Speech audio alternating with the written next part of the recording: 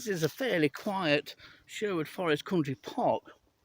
I'm back in the dump area today. I'm taking another couple of samples in 2 carrier bags that I have at my disposal.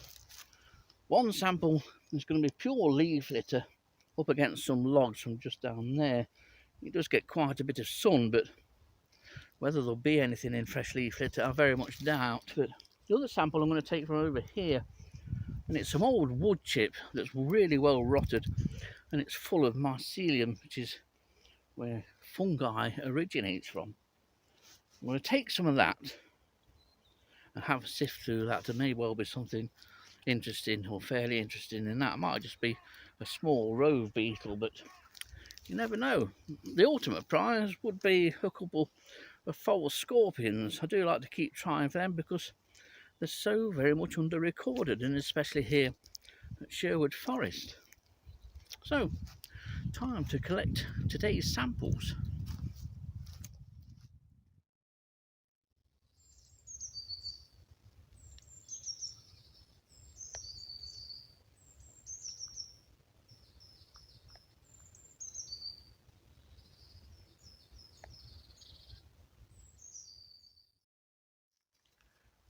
This is an old log pile. It's been here years now. I've turned up the odd goodie. But what I'm going to do, I'm going to sample along the front here. Mostly within the leaf litter. And just, not the very top layer, but just taking a bit of the under layer, just where the leaves are on top of the soil, and leave them go.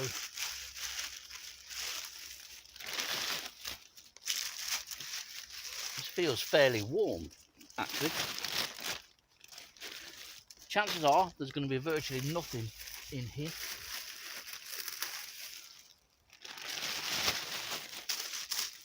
Apart from some woodlouse.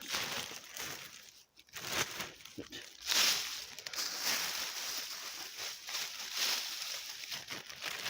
I'm taking the leaf litter that's just damp. Not taking any that's soggy, so we have a decent sample here. Right, next location.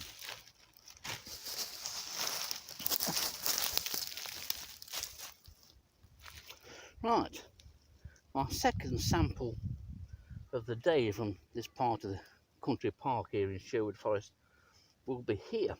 This is old leaf mould. There's a bit of wood chip in it. It's been here years, and this sample is full of that, which is the mycelium from which fungi grows. May well be something interesting in here. It is bone dry, apart from this bit at the edge here, in the centre of the mycelium where it's grey. That is bone dry. Chances are, if there's anything in here, it will be small, and in all likelihood, it'll be some very small rove beetle, or staph, as we call them in the trade, you know. So, I'm going to dig down a little bit, see if we can get a suitable sample.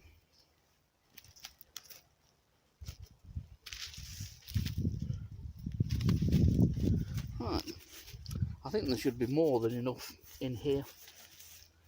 I don't like to take too large a sample. I can always come back if I feel the need to, but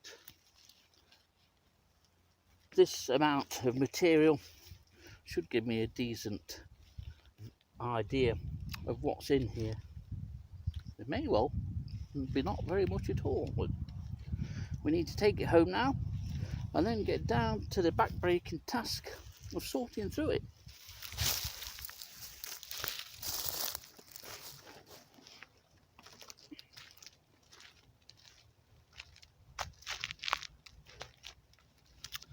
Well, mission accomplished. I have my trusty samples here, the leaf litter from under that pile of logs under the trees down there, and in this one the mycelium rich leaf mould and old wood chips from just over there. Be interesting to see what turns up, but whether I search through these straight away is doubtful. I don't know. I may well wait and see what happens with the prospect of some cold wintry weather and perhaps even some snow. When, as long as I've got some samples, I don't have to go out the house to get my invertebrate fix. So, home it is.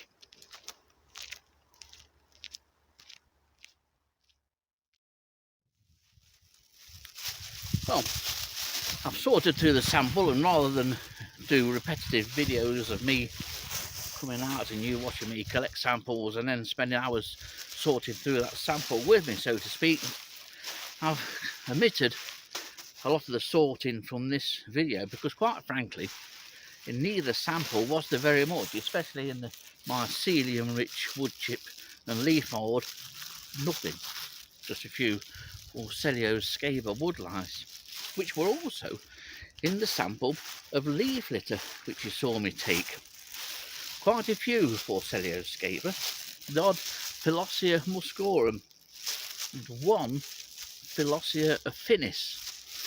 I was quite stunned, and I'll put some photos in as I'm waffling on and before I chuck these leaves back, but Philoscia affinis is a woodlouse fairly recently known to occur in the UK, and its distribution is rapidly being shown to be westerly. I found it a couple of years ago at Mead and Vale in a similar sample to this, but that was quite exceptional. Had 2 examples on 2 samples from Mead and Vale. It's traditionally associated with ancient woodland. It's very similar to Philoscia muscorum, extremely similar, so you have to be careful when claiming Philoscia affinis. But anyway, one finally turned up in the sample I took from just down there, which is especially pleasing because it's taken several years of sampling for Philoscia affinis, and it seems to be in extremely low numbers. But I was probably quite lucky with the sample. May well be worth taking another sample from somewhere nearby, or even indeed again here, because still I have that Philoscia affinis back at home, and I'm keeping it to see how it goes, how it grows and develops, see if it gets much bigger. It's only about 8mm in size, so it's not a large species, but it's second site for Philoscia affinis in Nottinghamshire, but the first site in anywhere in the Sherwood Forest Country Park for it. It's a new species for the Sherwood Forest area, so I'm personally quite pleased with that. But very little of anything else, very quiet. So time to put this stuff back.